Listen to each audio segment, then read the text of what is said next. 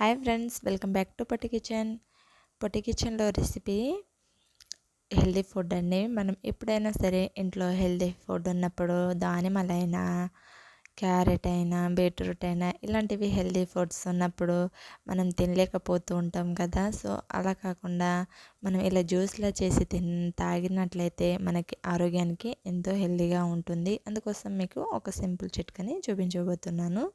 దీనికోసం మనకి కావాల్సిన అన్ని ఫ్రూట్స్ని, ఏదైతే మనకి ఇష్టం లేని ఫ్రూట్స్ అనుకుంటామో ఆ ఫ్రూట్స్ని తీసుకోండి. నేనైతే దానిమ్మల్ని తీసుకొని ఇలా ఒలుచుకొని దానిమ్మ గింజల్ని తీసుకున్నాను.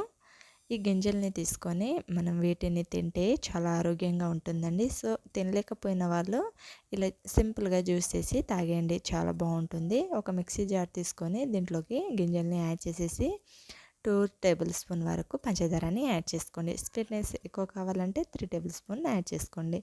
ఇలా మూత పెట్టి మనకి ఎంత వీలైతే అంత మెత్తగా గ్రైండ్ చేసి తీసుకోవాలి. జ్యూసీలా ఉండాలి. లోపల ఉన్న పేస్ట్ అంతా మెత్తగా అయిపోయేలా గ్రైండ్ చేసి తీసుకొని ఒక బౌల్ తీసుకొని ఒక జాలీలా తీసుకొని దీన్ని జల్లెడ పట్టుకొని తీసుకోవాలి.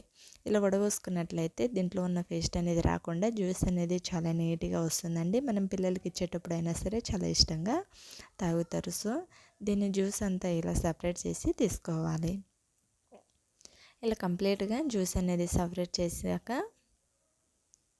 ఇలా కంప్లీట్గా దీంట్లో ఉన్న పేస్ట్ని పక్కన తీసుకోవాలి.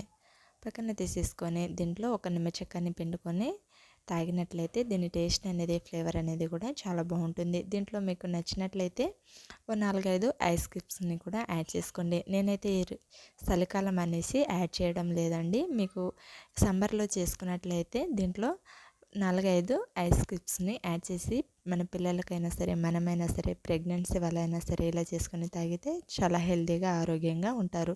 సో సింపుల్ టిప్ రెసిపీని చూసి మీరు ట్రై చేస్తే ఇలా వచ్చిందో కామెంట్ చేసి షేర్ చేయండి. వీడియో నచ్చితే ఒక లైక్ చేయండి. ఫ్రెండ్స్కి, రిలేటివ్స్కి షేర్ చేయండి.